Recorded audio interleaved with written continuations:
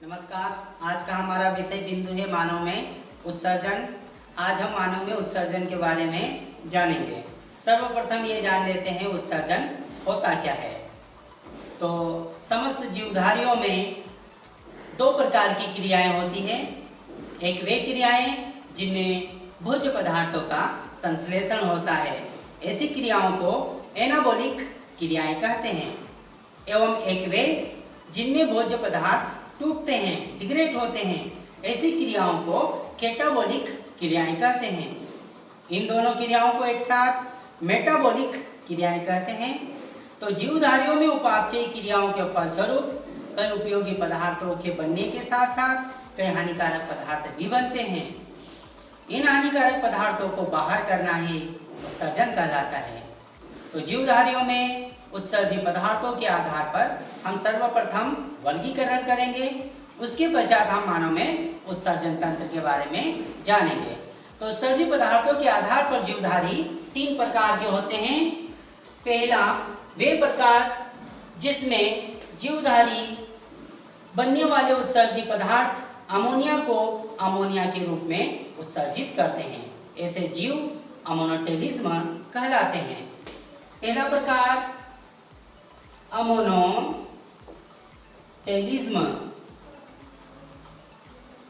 Ammonotelism वे प्रकार है जिसमें जीवधारी प्रोटीन के उपापचयी क्रिया के फलस्वरूप बनने वाले अमोनिया को जल के साथ अमोनिया के रूप में ही उत्सर्जन करने का कार्य करते हैं, ऐसे जीव अमोनोटेलिक जीव कहलाते हैं। फॉर एग्जाम्पल यहाँ पर हम उदाहरण लेंगे अमीबा, पैरामीशियम इत्यादि।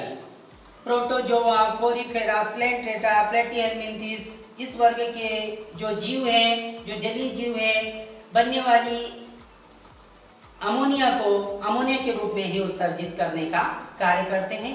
तो ऐसे जीव अमोनोटेलिक जीव कहलाते हैं तथा इस प्रवृत्ति को अमोनोटेलिज्म कहते हैं। दूसरा जो प्रकार है वो यूरियोटेलिज्म है।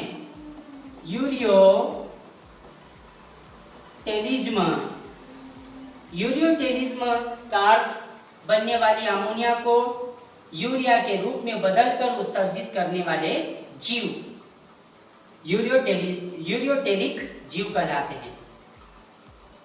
इस प्रवृत्ति में या इस प्रकार के उत्सर्जन करने वाले जीव जो प्रोटीन के उपापचयी क्रिया के फलस्वरूप बनने वाली अमोनिया को यूरिया के रूप में बदलकर उत्सर्जित करते हैं, ऐसे जीव यूरियोटेलिक जीव कहलाते हैं और इस प्रवृत्ति को यूरियोटेलिज्म कहते हैं।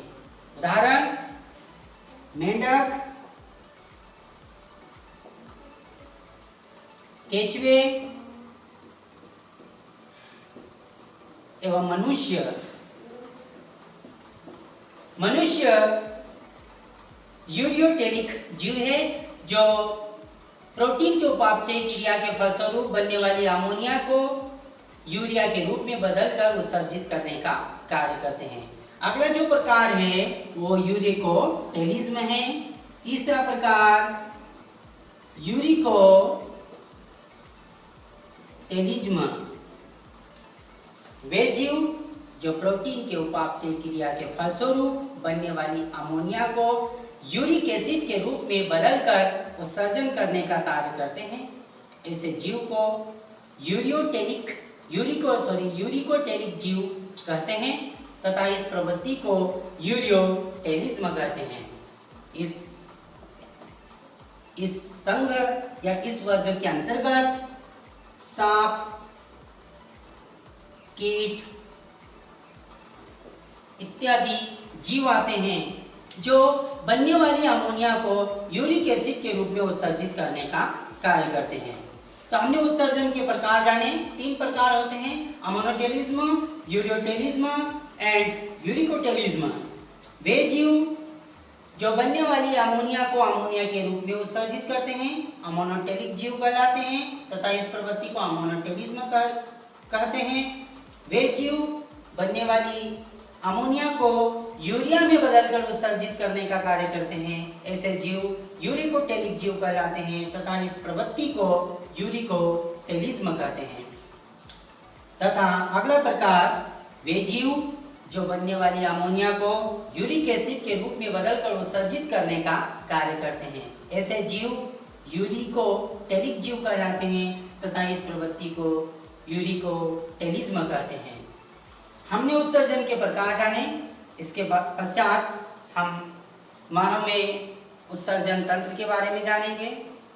निम्न श्रेणी के जीवों में अलग अलग प्रकार के उत्सर्जन अंग होते हैं। हम विषय वस्तु के आधार पर मानव में उत्सर्जन तंत्र को जान रहे हैं। तो मानव में उत्सर्जन हेतु एक जोड़ी किडनी, एक जोड़ी मूत्रवाहिनी, एक मूत्राशय और एक मूत्र मार्ग होता है। मानव का उत्सर्जन तंत्र डायफ्राम के नीचे वर्टिबल कॉलम के इधर उधर 2 सेम के बीच की आकृति के लगभग 150 ग्राम वजन के 2 किडनियां होती है, जो लिवर में प्रोटीन के उपापचय क्रिया के फलस्वरूप आई हुई यूरिया को जल के साथ मिश्रित करके मूत्र के रूप में परिवर्तित करने का कार्य करते हैं। मनुष्य के वृक्क सेन के बीच की आकृति के होते हैं, जिसके 2 भाग होते हैं, बाह्य भाग कार्टेक्स और अंदरूनी भाग मेडुला।